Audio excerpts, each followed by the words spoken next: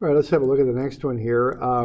So what we're doing here, we're going through some kind of things that you might well get involved designing.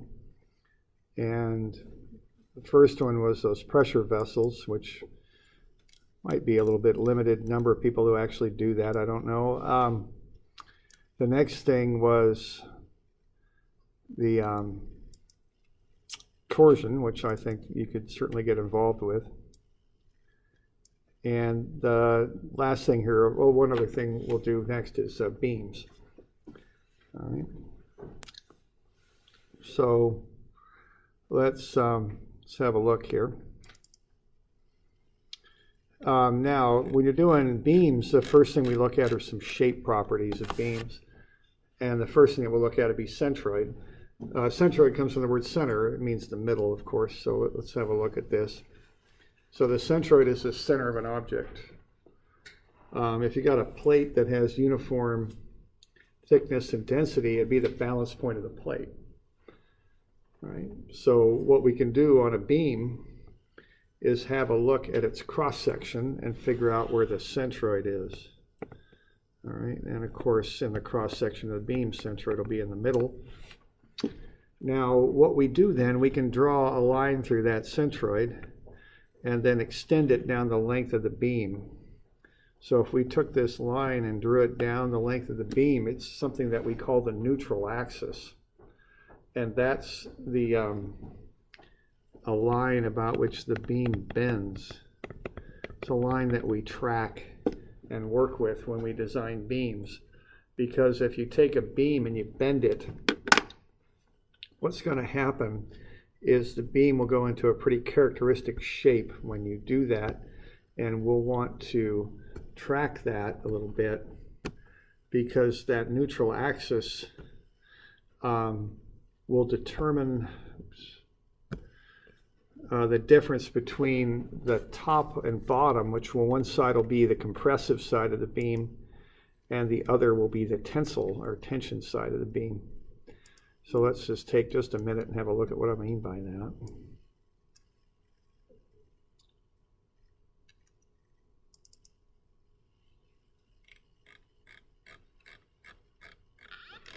So let's say we've got a beam and we load it up. It's going to bend, okay, obviously.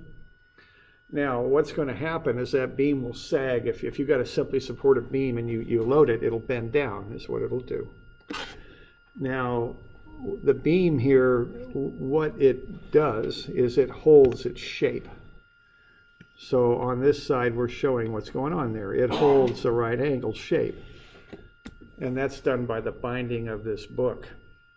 Now on the other side, though, you'll notice it doesn't. And the reason for that is this telephone book is not bound on that side. So what's going to happen, instead of holding a right angle there, the top pages slide out and the inner pages and the lower pages pull in a little bit, don't they? Okay. Now what's going to happen in a real beam, though, is that right angle has to hold. If the pages in the book represent sheets of atoms in that metallic kind of crystal structure that forms, well, the pages of a book can slide one across the other. Just like if you take a deck of cards and bend it, they'll all slide a little bit across each other. Same thing with a book. But if those are sheets of atoms, they're joined by atomic bonds there to each other. They're not going to be able to slide like that. So they have to hold together in that original right angle shape. So when you load a beam up, what happens is the bottom, to hold that shape, is forced to pull out, and the top is pushed in. Okay? So as we're looking down the length of the beam, if you've got a simply supported beam that's loaded downward in the middle, what you get on the top is compression. It's being pushed in. And on the bottom, you have tension. It's being pulled out. Okay? So that's what happens with a beam when you load it like that. Okay? The top stretches, the bottom pushes in. All right, so what we want to know is where's the dividing line between those two things. All right, and the dividing line is what's called the neutral axis. Above, in that case, would be compression, and below would be tension. So to find the neutral axis, you start with the cross-section of the beam. Find the centroid, draw a horizontal line through that, and then project that line down the length of the beam, which is what we were just looking at there with our little model. Okay. So that's kind of the first step in designing a beam, is to figure out where the centroid's at. Okay. All right. So to do that, you use kind of a weighted average approach. We won't get into calculus here so much. We'll just do an algebraic approach. X bar will be the sum of all the little pieces you break the beam up to times their centroidal distance divided by the total area. So you take each little area times its individual X bar distance, add all those up and divide it by the total area. You do a similar thing for Y bar. Now, there are some formulas that are commonly used. The centroid of a rectangle is in the middle, and the centroid of a right triangle is at what I would call the third point up from the right angle. So if you measure a third of the height, that's where the centroid is, and if you measure a third of the base, that's where it is. Okay, that's for a right triangle. And that should be on your formula sheet. Okay.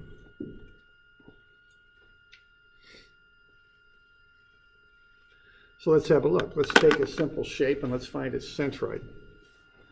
All right, so let's just take a rectangle with a triangle on the top of it. Let's see what we can do with that.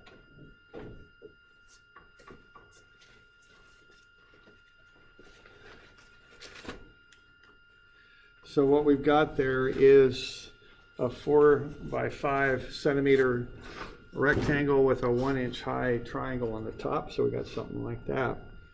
All right, now I'm going to use that formula. I'm going to find Y bar. So I'm going to use that summation formula. The sum of Y bar A over the total area will get me the centroid. And I'm going to do this in a kind of an organized fashion. I'm going to use a table, which seems to work pretty well, especially for more complex shapes. All right. So what I'm going to do is I'm going to take that rectangle, which is 4 by 5 centimeters. So that large rectangle I'm going to call piece A, 4 by 5, so it's got an area of 20. Now to get to the centroid of that thing, what I'm going to do is I'm going to come up from the base. I'm going to measure everything from the base. I'm going to come up half of the 5 centimeter height. So that'll be 2.5 centimeters.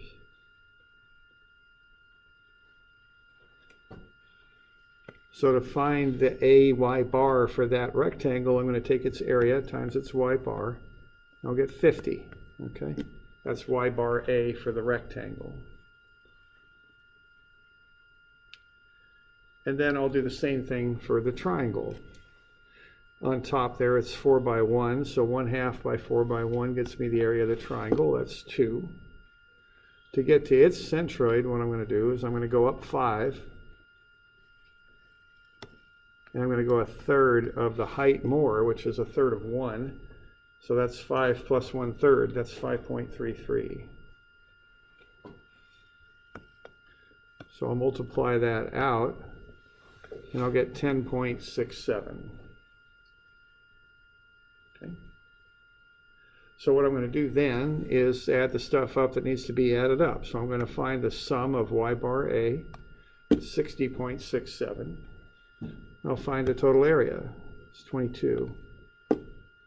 So if I take 60.67 over 22, I'll get 2.758 centimeters. So that's where Y bar is. Okay. So if I were to take, if that were a plate that I've got there that was of uniform thickness and uniform density, some metal plate or something like that that has the same thickness, and then I took that plate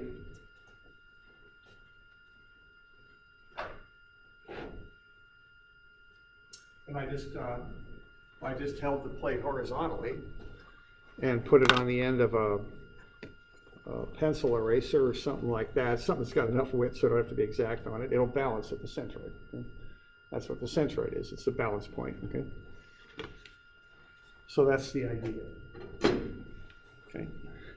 So when I'm doing these, I often set up a little table like that. This gets me working nice and systematically so I don't make any sort of errors. Okay. All right. So I could do the same thing, but you could do this by addition. You can also do it by subtraction if you want. So we doing okay with this? You got any questions on this stuff? Okay. All right, so what I could do is I could take a rectangle that's 4 by 6, area 24. Now the distance to its centroid for 4 by 6 would be half of 6, it'd be 3.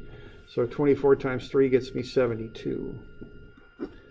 Then I could subtract off that upper left-hand corner triangle. Now it's got a negative area because I'm cutting it out. I'd call that a cutout there. -2 for the area. Now to get to the centroid of the triangle, what I would do is I would come up 6 and then come back 1/3 of 1. So up 6 and back 1/3, and that would get me 5.67. Because you measure the third distance for the triangles from the right angle. Okay, so when I did the first one where I was adding them up, the right angle was on the bottom, but on this one, the right angle's on the top. So it's 6 minus 1/3. So -2 times 5.67 is a -11.33. So when you add these up, you get the same values. We're just deriving them differently. So the total area again is 22, and the y bar A is 60.67. So divide 60.67 by 22, and you get the same answer, of course. So that's two different ways to calculate that. You can do it by addition or by subtraction. Okay.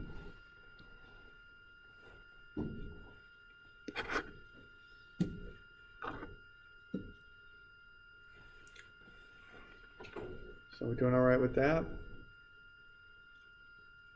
Okay.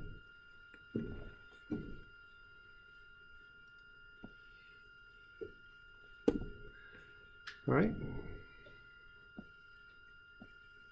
So we got that.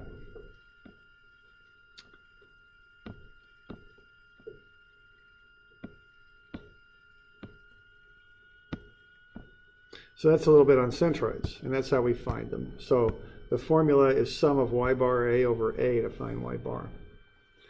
So the small a means the area of a small piece, the large A means the total area. Okay. So that's the first step in designing a beam, is to find its centroid, where that's at. The next step is to find what's called its moment of inertia. So there's a couple typical beams, I-type beams. Let's see what we can do to find their moment of inertia. So let's kind of start with a little bit of explanation of this.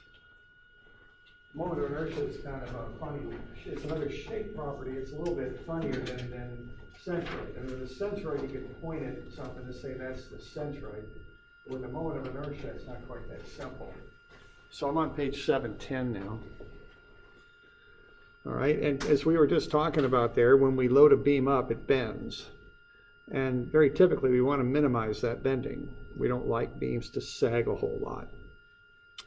That causes more stress in them, causes more deflection, does some things we don't much like. So we like to minimize that. So why don't I ask you some questions that might be kind of common sense based here to figure some stuff out about beams. Okay, so the beams that fit under your floor are commonly called joists. So which floor joists are going to have the least bending, the big ones or the little ones? Yeah. One would hope the big ones, right, would have the least bending. Okay. So if we want less bending, we use a bigger floor joist, right? Now, the problem with a bigger floor joist is what? It costs more money, right? It's heavier and costs more money. Okay. Now, it's not only the size, it's how you orient the beams too, though. So which beams would have, they're the same size. I got 3 beams under that flooring. They're both the same size beams, but one are laid flat on the bottom and the ones laid on the top are laid on their edges. So which one will have the least bending? So one would hope that, right? So it's not only is it the size, it's also how they're oriented. So you want to orient the beams properly. The way I think about that is you have a downward load. You want the beams to be oriented to resist that load. You don't want them like this, right? I mean, this is obviously going to do a better job. Okay. So what we're finding is it's not only the size, it's the orientation too. All right. So let's get into this in a little bit more depth. Okay. Now, what area moment of inertia is, now I'll point out that there's two moments of inertia. In physics, you probably use something called a mass moment of inertia. And if you've had dynamics, that's probably what you used. This is a little different. It's calculated very similarly, but it's a little different thing. This is area moment of inertia. And you probably did this in statics if you did moment of inertia in statics. Okay, now what the moment of inertia is a nice handy little number that tells you how effectively a shape resists bending, okay? Now it has nothing to do with the material you're making the beam out of. It has everything to do with the shape. So basically, the higher the moment of inertia, the more that shape will resist bending. Okay. Now the definition of moment of inertia is you cut up your shape into a bunch of little areas. You measure the distance from the neutral axis of bending to that area. You square the distance and multiply it by the area. And you do that over and over again for all the different little areas that make up the shape, okay? So you get all these little DAs in here. You find all these little distances, square the distance, multiply it by the area. You keep doing that until you've covered the whole area. And of course, that's a summation. And quite often what we like to do is sum things in little infinitesimals, we call them. And so when you sum infinitesimals, that's an integral, right? Okay. So the basic definition for I sub x, which is the moment of inertia about the x-axis, is the integral of y squared dA over some area. Okay. Now the units on this are kind of funny. They're length to the 4, inches to the 4, centimeters to the 4, meters to the 4, something like that. All right. Now, there's two factors that get into this, okay? All right. And the two factors are what? And when we look at that, they're the area. Okay, that's the one thing. Now, the bigger the area, the bigger the moment of inertia. But the thing that we can manipulate a little bit more is the distance. Okay. What we want to do is put the area out a long ways away from the neutral axis. That way we use it more effectively. Okay? So right there, if here's the neutral axis, more of this area is further away from the neutral axis than is the case with that shape. That's what I'm kind of getting at there. We want to take that area and throw it out a long way away from the axis. Then it does us more good. We use that area more efficiently. And remember, what area is, from my perspective as an engineer, is its material, its weight. Those are things I want to use the least amount of material I can get away with. I want to use the least amount of weight I can get away with normally, okay? Okay, so what we want from our structural beams is a high moment of inertia while using a small amount of material, okay? Less material means less cost, less weight. That's good. So what shapes do we typically use for beams? When you think of that? Yeah, eyes, right? Okay.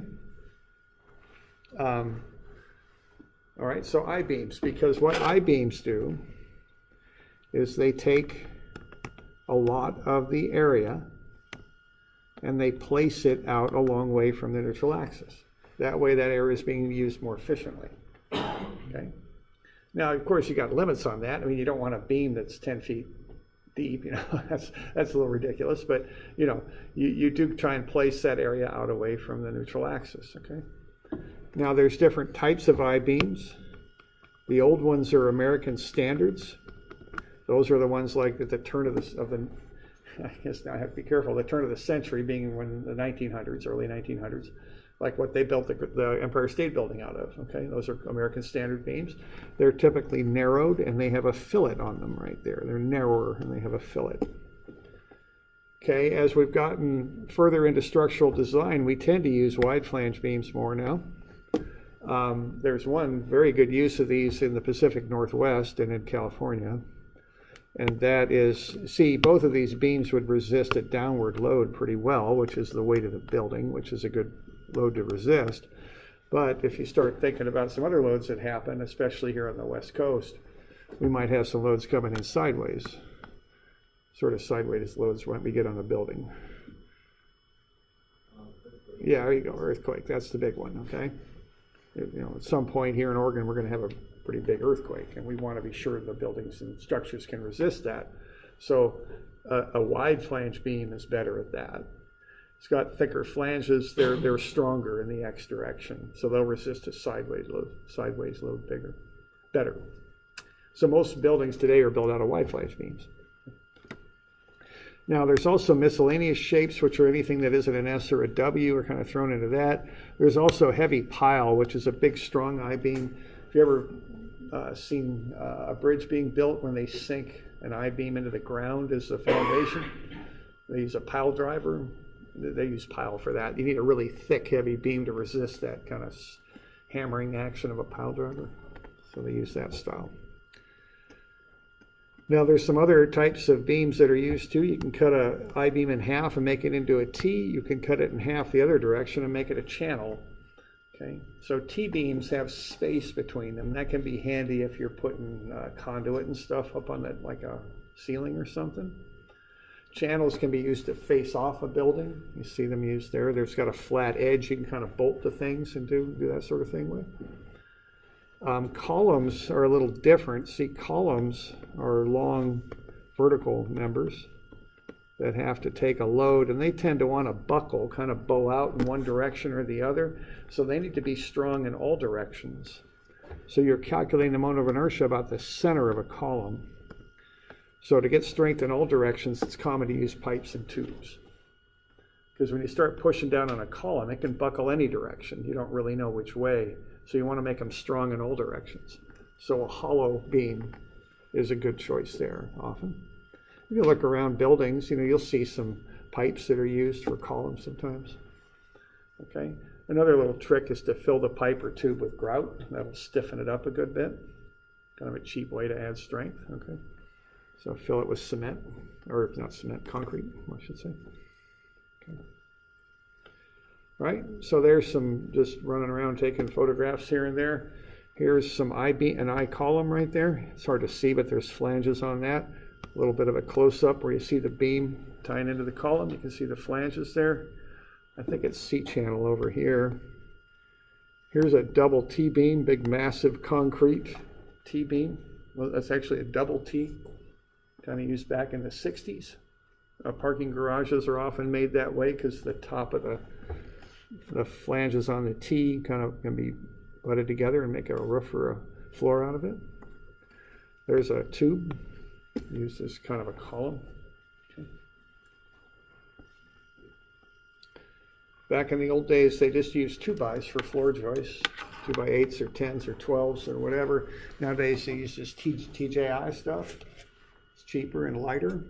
It's cheaper too. You get away with some pretty cheap material right in here, and this is basically an I-beam is what it is, okay?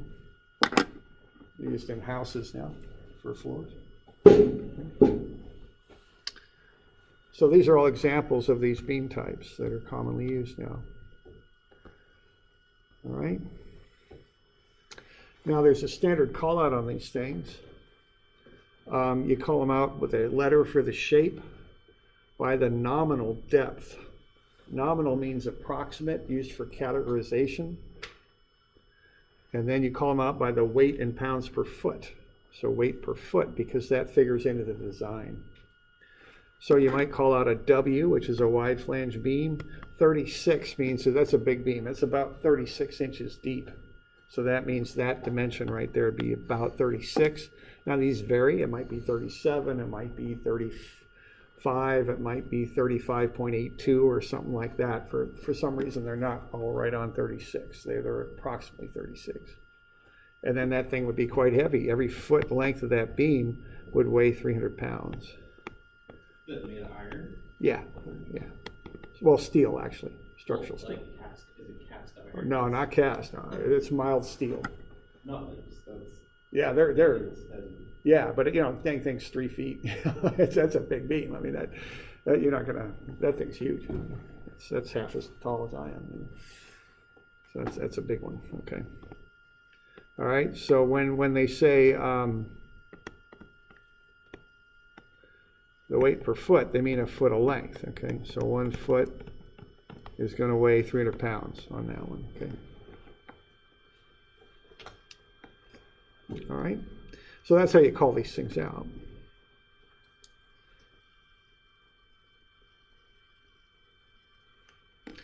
All right, now let's run through just some calcs on this stuff, how you calc this up.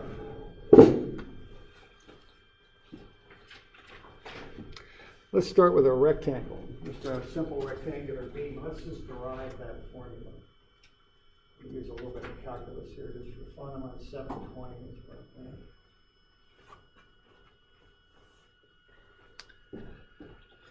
So we're going to calculate the moment of inertia of that beam about its own centroid, its own centroidal axis, I guess I should say. I got a base of B and a height of h. So if I'm at the centroidal axis, I'm halfway up. So I'm a height of h over 2 up from the bottom. So the moment of inertia is the integral, meaning to add up the distance y, you square it and multiply it by the dA, and you add up all the dAs for that shape. So y squared times each dA, add everything up. All right. So what we're going to do here, and I always think about this in terms of writing a computer program, okay? I'm going to run up a distance y, so that'll just be y. I'm going to find the area up there, and what that's going to be, that's going to be the base times whatever little increment I set for dy. So if I were writing a computer program for this and I had some actual beam, I'd set the dy to some increment, half an inch or a quarter of an inch or whatever. The smaller I set di, the more iterations I'd have to run to get this job done. The more memory I'd take up doing it, the more CPU time, as they call it. So you know, I'd look at that. I would start running this at negative h over 2. And I would finish running it at h over 2. That's how I do that, okay? So what I'm going to do, I'm going to tell it to start at negative h over 2, measure out a distance y, find the area, b times dy, square the y, multiply it by b dy, and then do the next increment, and the next one, and the next one, and just keep running these increments until I figured out the moment of inertia. All right. So the integral is y squared dA. I'm going to start at negative h over 2 and go to positive h over 2. The distance will be y. I'll square that, multiply it by dA, which is the base times dy. Okay. Now I can take the b out of the integral because it's a constant. So I'm just going to integrate y squared dy. Okay, I'm going to, all right. So the integral of y squared dy is y cubed over 3, and I'll run that from negative h over 2 to positive h over 2. So I pulled the 3 out of that equation also. So I got b over 3 on the front, and I'm going to multiply that by h over 2 cubed minus a negative h over 2 cubed. So that's b over 3 times h cubed over 8 minus a negative h cubed over 8. So that's b over 3 times 2h cubed over 8, which is b over 3 times h cubed over 4, which is bh cubed over 12. So that's the moment of inertia of a rectangle about its own centroidal axis. And that's the formula that you'll find on the back of your formula sheet. I'm not sure what formula number that is. I don't even know if it has a number anymore. Beyond that. No, it's just the bottom. Yeah, we're done numbering them, so it's over there on the lower right-hand corner. Okay, you also have those centroids for different shapes up above there, okay? All right, so that's the moment of inertia of a rectangle calculated about its own centroidal axis. Okay.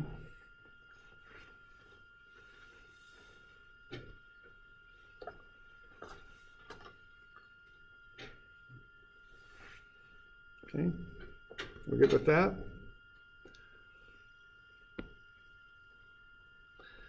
Now, if we want to find the moment of inertia of a rectangle about its own base, not the neutral axis, not the centroidal axis, but about its own base, it's the same integral. It's just different limits. That's the only thing that changes. So my point here is that where you put the axis matters.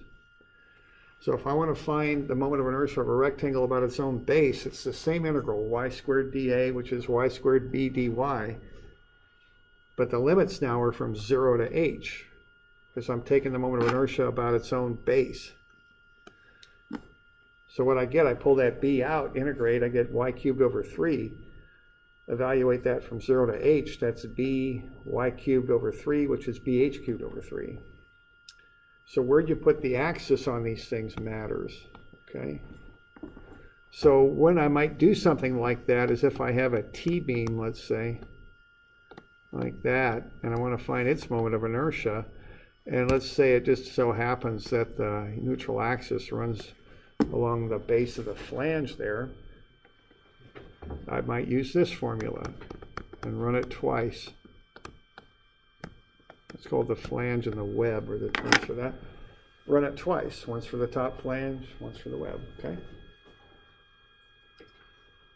And the important thing there is where you put the neutral axis, where you put the axis that you calculate the moment of inertia with, it matters. It changes the value because it changes the offset distance is what it does, okay?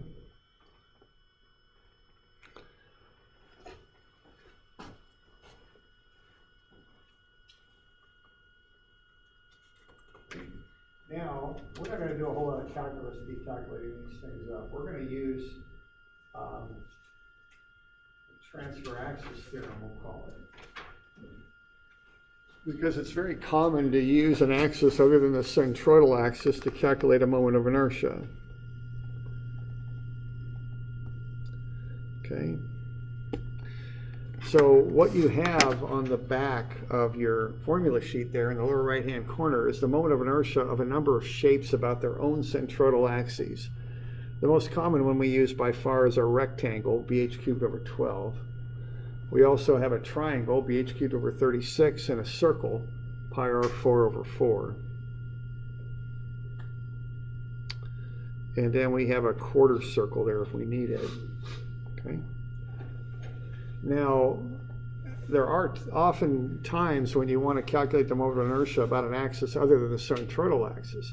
And you can't possibly create a table for every possible axis position. You know, that's impractical. There's just too many possibilities. So what we do, we come up with a standard formula here called the transfer axis theorem. And this allows us to find the moment of inertia of a shape about an axis other than its centroidal axis. So what you do is you find the centroidal moment of inertia, I bar, and then you add a second term in there, which is the area of the shape times the offset distance. And if you add those two things together, you'll get the moment of inertia of a shape through an axis other than the centroidal axis. Okay? So this is called the transfer axis theorem, also called the parallel axis theorem. Okay? So if I have this shape here, and I know what the moment of inertia is about its neutral axis, its centroidal axis, but I want to find the moment of inertia about some other axis that's parallel to my centroidal axis, I measure the offset distance, square it, and multiply it by the area of the shape. And that will and add that to my I bar x, and that will get me the moment of inertia of the shape about that second axis. So I take the centroidal moment of inertia, I bar x, add the AD squared term, and that'll get me the moment of inertia about some other axis. Okay. Now I've got a little bit of a derivation there that shows why that works. Here's that shape there. If I want to find the moment of inertia about this axis down here, okay, what I'm going to do, I'm going to take the standard formula, y squared dA, But if I move my axis now down here by a distance d, every one of those y's now becomes y plus d. So I sub x will be y plus d quantity squared dA. Okay, so when I expand that out, I'll get y squared. D times d will get me d squared.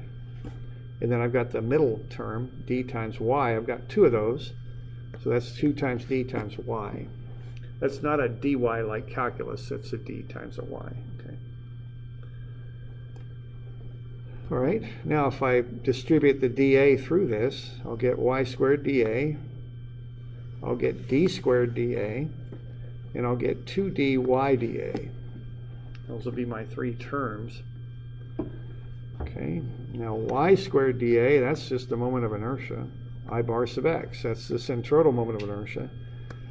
The integral of dA is a, so d squared dA is just ad squared. And the middle term involves this yda. Well, for every yda on the top, I've got one below. Every one above that axis, I've got one below. So for every positive one, I've got a negative one. They'll cancel out. So there's the derivation of that transfer axis theorem formula right there.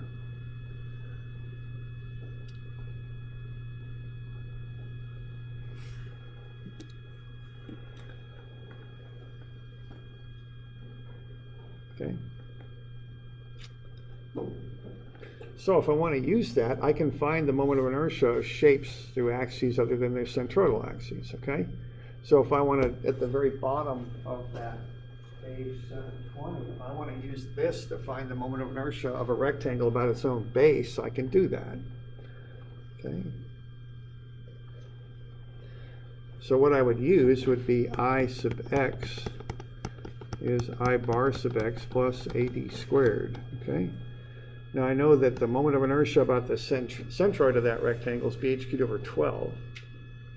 And then to find the moment of inertia about its base, I would just use this ad squared term and add it.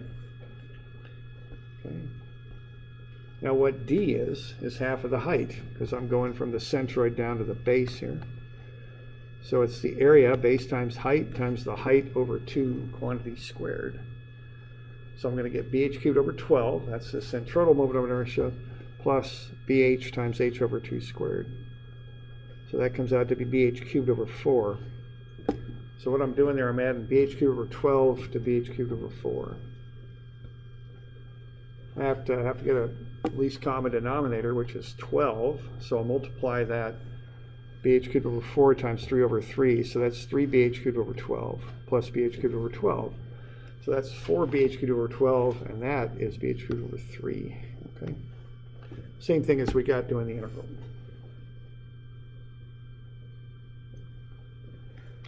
So what we're doing there is we're using that I sub x is I bar sub x plus ad squared. Okay. So we good with that?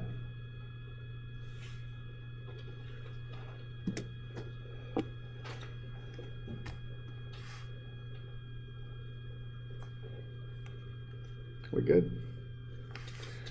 All right, now we can do more than just a rectangle with this, though, and let's just have a look at one example that'll maybe show us the use of this. I have this named out right handy, so I'm not sure what page it is, but we can have a look at the next one here. All right, looks like that. So let's find I bar x using a little T-beam here. So I've got the dimensions of the T-beam. All right, so if I want to find I bar x, the first thing I got to do is figure out where the centroid's at. That's y bar. So I'm back a ways. I'm back on that. I'm sure what page I'm on. 740. 740? Okay, thank you. Oh, sure enough. There it is. Okay. Got it. Got this placed here. So 740. Thank you. So we're back on 740 here. Or we're on 740. All right, now the first thing I got to do, I got to figure out where the neutral axis is at. Okay, that's the first thing I've got to do. So what I'm going to do to accomplish that is I'm going to break this thing up into two pieces, a lower rectangle and an upper rectangle. And what I'm going to do is measure from a reference line, which I'll use the base, like that. And I'll measure to the centroids of each of those shapes. Okay? So I'm going to do some kind of background work first. So what's this area for that lower one? 4 by 5, is that right? It's 20. And the other one's 3 by 8.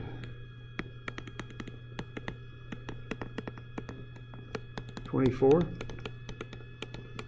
There's my areas. And then I'm going to find the distance from the base up to these centroids. Well, this first one I'm going to get, it's going to be a little messy there, but that's 2.5 inches. Isn't it half of 5?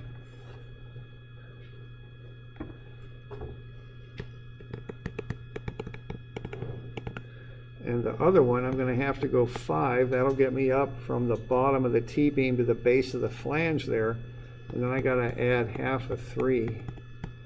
So I believe that's 6.5 over here. Okay.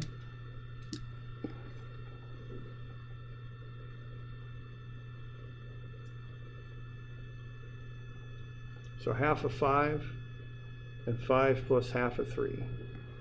So 2.5 and 6.5.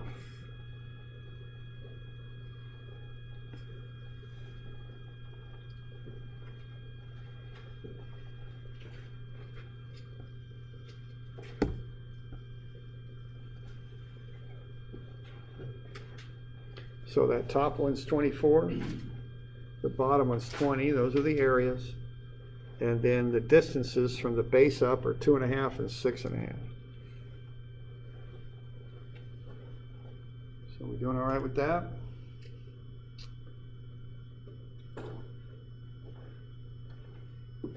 So that's kind of the background information to start with. Now the next thing to do is to figure out where the Y bar is for this thing. Where's the centroid at? So the area is 24 for the top one there. The Y bar is 6.5, so multiply that out and I get 156.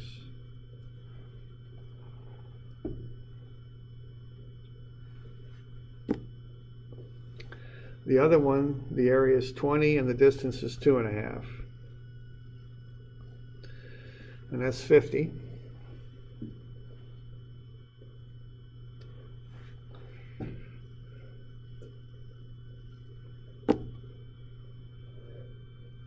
Total area is 44. And the total Y bar A is 206. Okay. Divide that out and I'll get 4.68 inches. So that's where the centroid is for that beam cross section.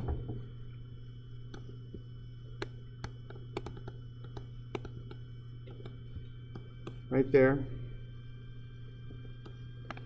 And that's the neutral axis right there, okay?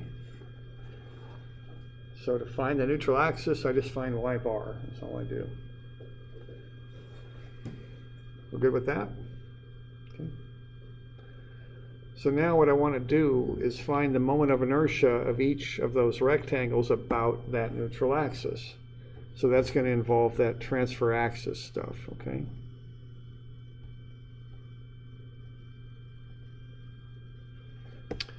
So what I'm going to do for the top one is I'm going to find its moment of inertia about its own centroid, bh cubed over 12. Base of 8, height of 3, cube that, divide it by 12, and you get 18. That's the moment of inertia of that top rectangle about its own centroid, its own centroidal axis.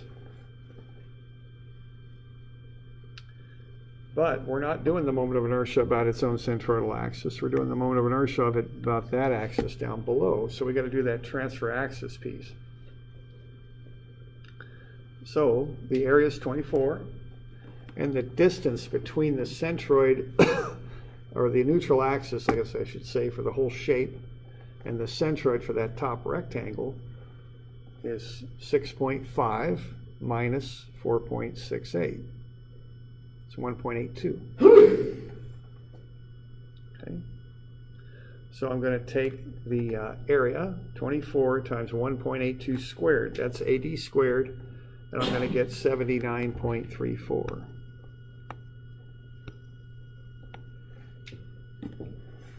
So the moment of inertia of that top shape about the neutral axis is bh cubed over 12, which is 18, plus AD squared, which is 79.34.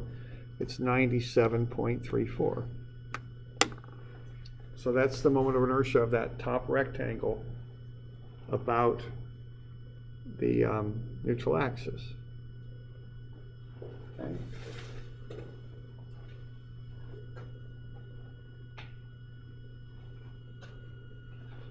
Now I can do this again for the bottom shape.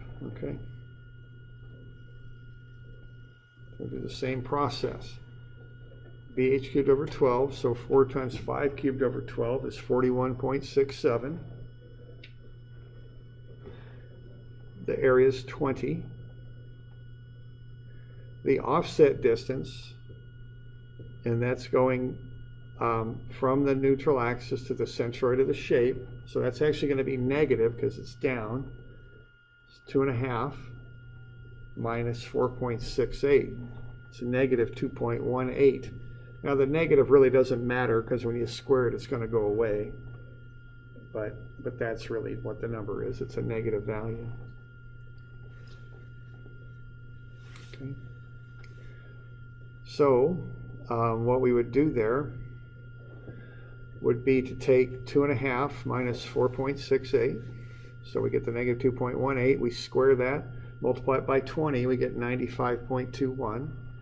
Add that to the 41.67, and you get 136.87.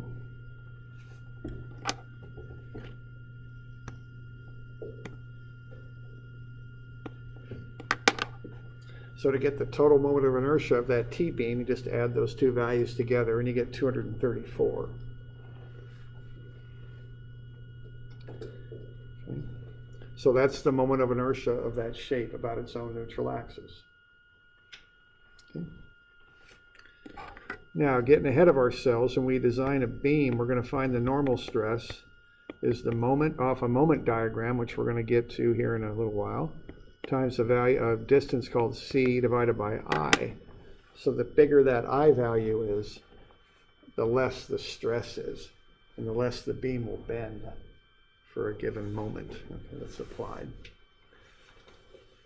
So that's why we're calculating this, because it goes into our basic beam design formula.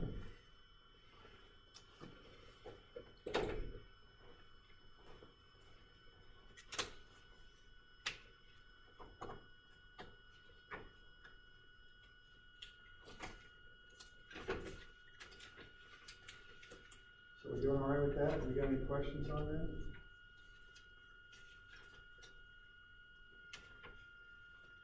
What does that value tell us? Which one? The I? Yeah, just moment of inertia. Or is it like how much force is required to move it? Or? How much? It relates to the moment. So when you start torquing a beam, twisting it, with that downward load, you end up with an internal moment in the beam that's kind of bending it. Mm-hmm. It tells you how much stress that will cause in the beam. Okay. So the lower the I, the more stress gets built up in the beam. And the more stress, the more it bends and flexes and bows, and the more likely it is to fail. Okay, so it's just a number. Right now, it's just a number. There's too many variables to say, it's this or it's that. The bigger I is, the bigger and stronger the beam is, I guess, basically. Just trying to figure out how I can relate this to areas and heights of these shapes that are. Yeah, we'll get into this more. It's kind of abstract. It's just a number right now. But what makes for a big eye is a deep beam, and that's a bigger beam. So the bigger the beam, the less stress builds up. And this is just a mathematical way to really line that out. Yeah, more area you have, the more you can spread it out. Yeah, right. The area, but also how the area is configured. You like those beams that are deep and have the flanges thrown out far away. They resist. They're efficient at resisting bending and stress.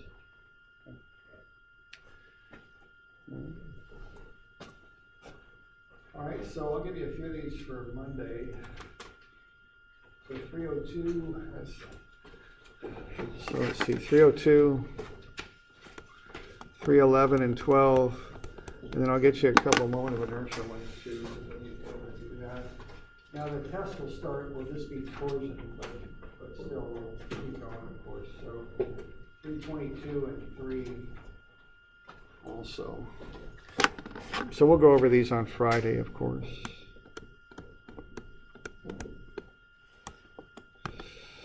So those are due Monday.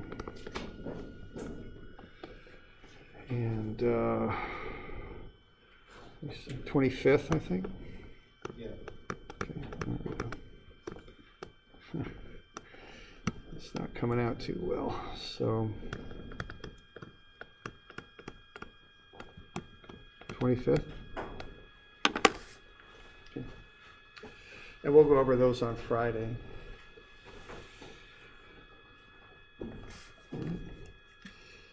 Yeah. Is the exam going to be after the 25th on that Monday?